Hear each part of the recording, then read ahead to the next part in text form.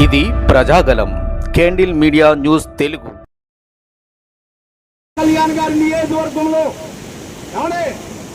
కొన్నిదేళ్ళ పవన్ కళ్యాణ్ గారి నియోజకవర్గం పిఠాపురం ఉప్పాడలో ఉన్న ఇల్లులు చూడండి, కోత ఎలా గురైపోయాయో.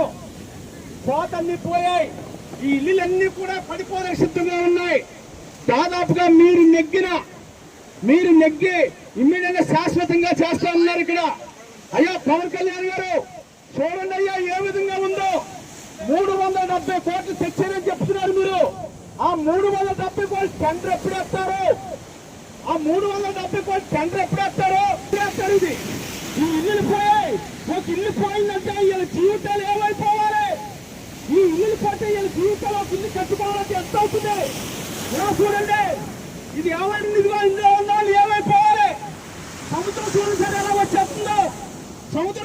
ఎలా వచ్చేస్తుందో. దయచేసి మిమ్మల్ని అందరూ కోరుకునేది ఎవరో పవన్ కళ్యాణ్ గారు ఒక 4 రోజుల్లో ఇక్కడ వర్క్ స్టార్ట్ చేస్తే కనీసం ఈ ఇళ్ళన్నా నిలబడతాయి. ఇక్కడ కొంచెం వర్క్ స్టార్ట్ చేస్తే ఎక్కడైనా కొంచెం ఇల్లు నిలబడతాయి. ఒక ఇల్లు కట్టాలంటే 25-30 లక్షలు అవుతుంది. ఇవాళ ఈ బతుకులు ఏమైపోవాలి? వీళ్ళ బతుకులు ఏమైపోవాలి?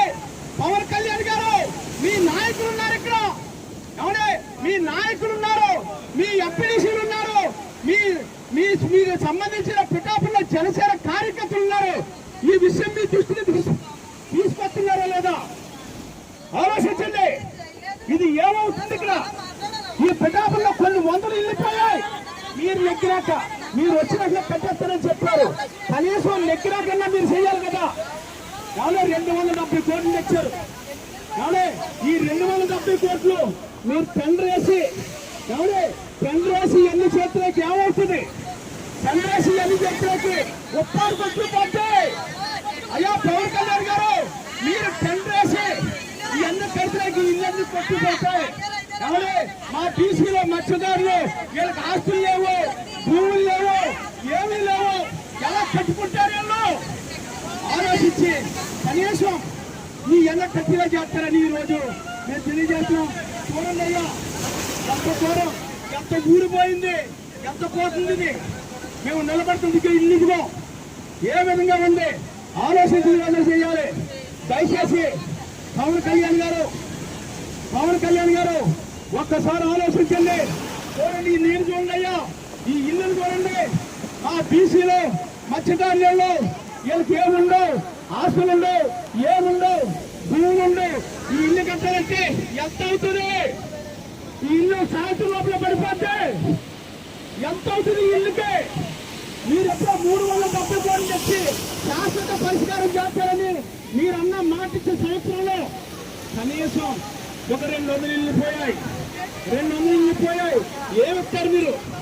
దయచేసి ఇప్పుడన్నా మీరు మారి మీరు వర్క్ ఒక 4 రోజుల్లో ఇక్కడ ఇమ్మీడియట్ గా వర్క్ స్టార్ట్ చేయకపోతే ఉప్పాడ గ్రామంలో పోతాయి.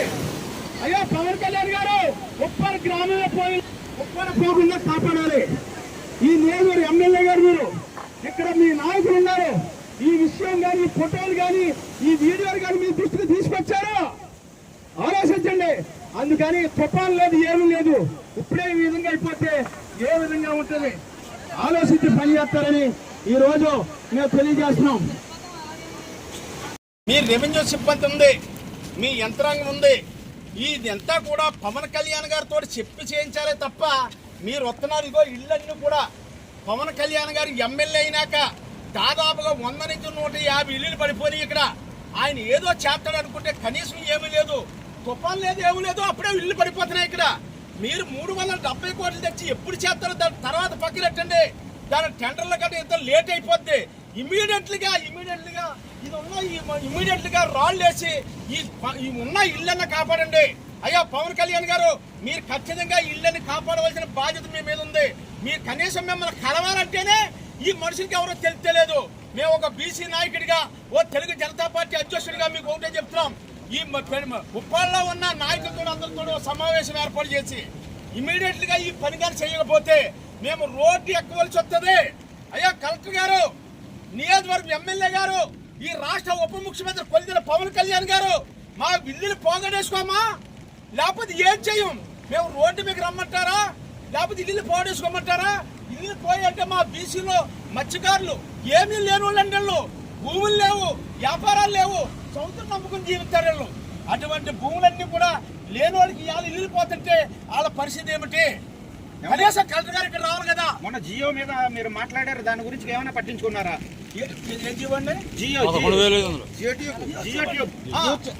జియో సూప్ మీద మొన్న మీరు మాట్లాడారు కదా, మొన్న మీడియాతో మాట్లాడారు జియో సూప్ గురించి. కనీసం ఆ జియో సూప్ అన్న మీరు పట్టించుకున్నారా? ఇప్పుడు దాకా ఏమీ లేదే. మీరు కనీసం నియోజకవర్గాలు పట్టించుకోకపోతే ఎలాగంటే అయ్యా, మీ సొంత నియోజకవర్గం మీరంటే పడి సచ్చే మత్స్యకారులు, ఎవడే మీరంటే రోడ్ల మీదకి వచ్చే మత్స్యకారులు. మీ సినిమా చూస్తుంటే ఇల్లు పోరా పర్లేదు, మీ సినిమా చూడాలని భారీ ఎత్తులో కాకినాడ వెళ్ళిపోయారు జనాలు అందరూ కూడా. ఇప్పటికన్నా వాళ్ళ జీవితాలు కాపాడండి అయ్యా, మీకు పుణ్యం ఉంటుంది. కలెక్టర్ గారు ఆయనకి ఉప ముఖ్యమంత్రి గారికి తెలదు, మీరన్నా కాకినాడ జిల్లా కలెక్టర్ గారు మీకు దండం పెడతానయ్యా. మీరు ఒకసారి వచ్చి చూసి 370 కోట్ల టెండర్ ఎప్పుడు వేస్తారు, ఎప్పటికి వెళ్తారో ఇమ్మీడియట్గా 2 రోజులు ఇక్కడ వర్క్ స్టార్ట్ చేసి ఈ ఇల్లు అన్నా కాపాడతారని మీడియా ద్వారా తెలియజేస్తున్నానండి అయ్యా. క్వశ్చన్లు అడుగు.